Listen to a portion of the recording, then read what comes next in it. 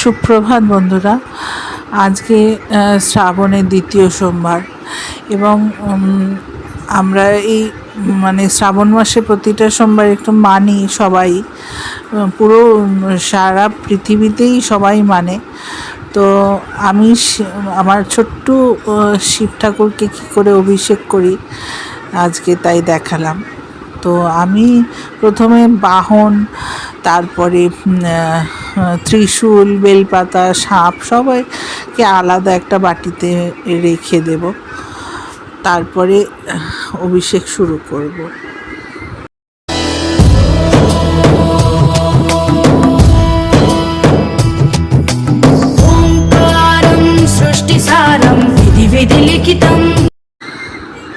প্রথমেই আমি দই নিয়ে নিলাম। দই দিয়ে ভালো করে শিব ঠাকুরকে সুন্দর করে মালিশ করে নেব। মালিশ তো আমরা সবাই পছন্দ করি। প্রথমে আমি লিঙ্গের উপর দিলাম, তারপরে গৌরী স্থান, তারপরে অশোক কুমারী স্থান, তারপরে যে গণেশজির স্থান, সব স্থানে আমি সুন্দর করে মালিশ করে নেব। তো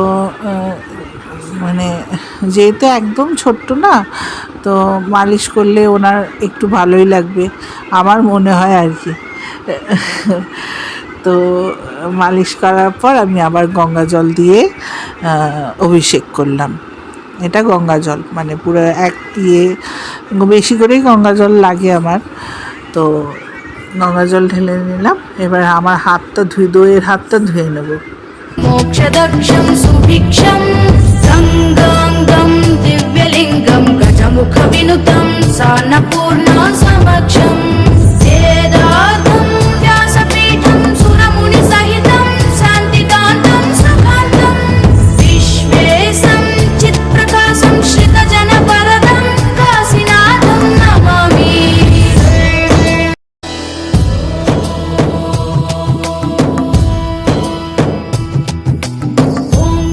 তো হাতটা ধোয়া হয়ে গেছে। এবার আমার দ্বিতীয় জিনিস হবে আর কি, অভিষেক করা। তো দ্বিতীয় আমি কি দিয়ে অভিষেক করি?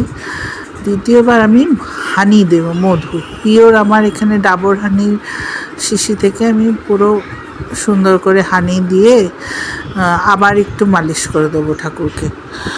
তো শিবজি লিঙ্গের ওপর প্রথমে দিই, তারপরে অশোক কুমারী, তারপরে গণেশজি, তারপরে এইখানে তো সব একটা লিঙ্গের মধ্যে অনেকগুলো ঠাকুর থাকে। তো সেইখানে ভালো ভালো করে সুন্দর করে মালিশ করে দেবো, যাতে ওনার ভালো লাগে, কেন মালিশ তো সবারই ভালো লাগে। তো এই তো মধু দিয়ে মালিশ করা হয়ে গেছে। আর তারপরে আমি আবার গঙ্গা জলের অভিষেক করে নেব।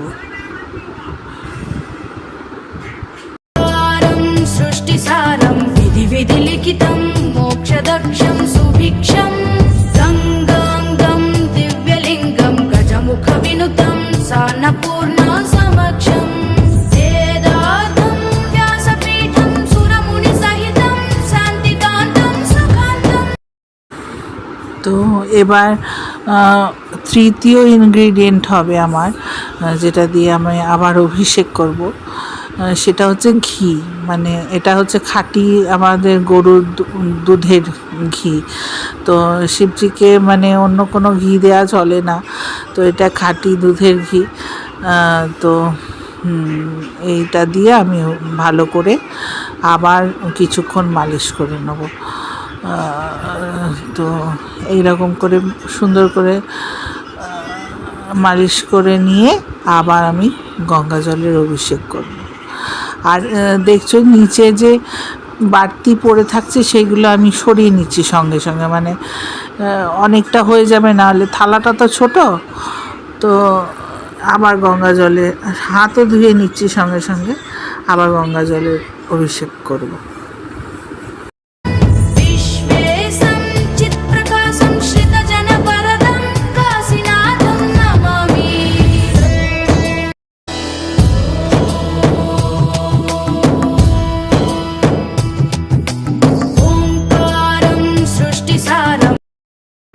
এবার আমি দুধের অভিষেক করব।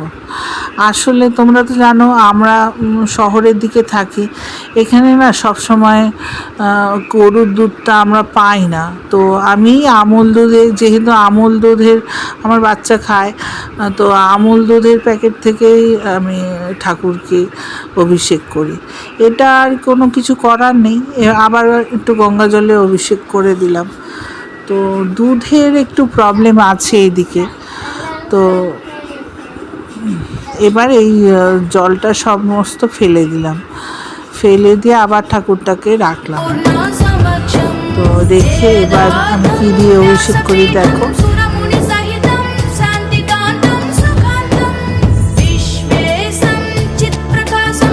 এটা হলো আমার শ্বেত চন্দন।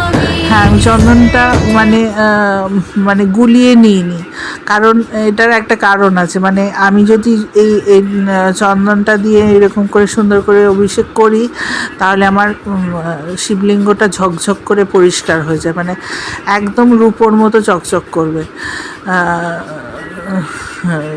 শিবলিঙ্গটা।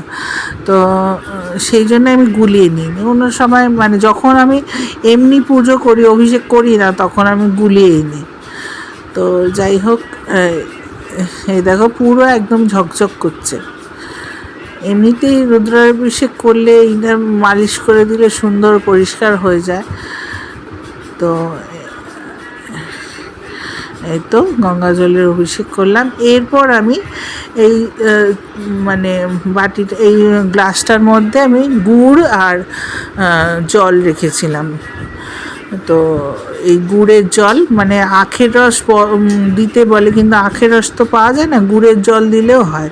তো এই যে গুড়ের জল দিয়ে আমি আবার অভিষেক করলাম। গুড়ের জলের মধ্যে একটু অঘুরও গুলে দিয়েছি, মানে অঘুরও দিতে হয় শিব ঠাকুরকে। তো এইরকম করে অভিষেক করে নিলাম। এরপর সবার শেষে আমি চাল দিয়ে, এটা হচ্ছে আতপ চাল, গোবিন্দভোগ চাল, তো এই চাল দিয়ে আমি সবার শেষ অভিষেক করলাম।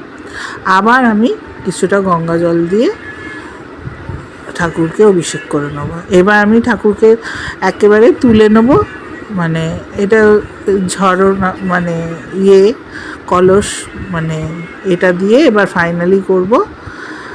এতক্ষণ দিইনি কারণ এটা তো লাস্ট বার, সেই জন্য এটা দিচ্ছি। আর এটা দিয়ে একদম সিংহাসনে আমি সুন্দর করে বসিয়ে দেবো। তো এটার মধ্যে এটা যে ছিদ্রটা আছে, ছিদ্রটা একটু কমিয়ে নেব, মানে তুলো দিয়ে একটু কমিয়ে নেওয়া যায়। তো তখন এই সারাদিন এক ফোঁটা করে ঠাকুরের মাথায় জল পড়বে, তখন এত জোরে জল পড়বে না। তো যাই হোক, এইরকম করে আমি ঠাকুরকে ধূপ আর প্রদীপ দিয়ে এখন তারপরে যথাস্থানে আবার রেখে দেব। তো তোমাদের কেমন লাগলো একটু জানিও। তো অনেক দিন কোনো ভিডিও দেওয়া হচ্ছিল না, সেই জন্য ভাবলাম ঠিক আছে ঠাকুর পুজোটাই দিয়ে দিই। এর মধ্যে দেখো কারোর ভক্তি কম না, কারোর ভক্তি বেশি না, ভক্তি যার যার জায়গায় তার। কেউ সব একসঙ্গে মিলিয়ে অভিষেক করে, তারও ভক্তি সম্মানীয়। আর কেউ আমার মতো, আমি তো আগে একসঙ্গে মিলিয়েই করতাম। এটা আমি মানে বিয়ের পরে আমি যখন এইখানে আসলাম, তারপরে ওই আমাদের একটা মন্দির থেকে শিখেছি। উনি মন্দিরের থেকে মানে আলাদা করে পাট করে সব করে, তো ওটাই শিখেছি। তো এরপরে আর কত কিছু দেওয়ার আছে, সেটা হচ্ছে সিদ্ধি, ভাং, তারপরে অনেক কিছু দিতে হয়, সেগুলো আর দেখালাম না। যাই হোক, তোমাদের কেমন লাগলো জানিও। আবার কখনো দেখা হবে, ততক্ষণের জন্য টাটা, বাই বাই।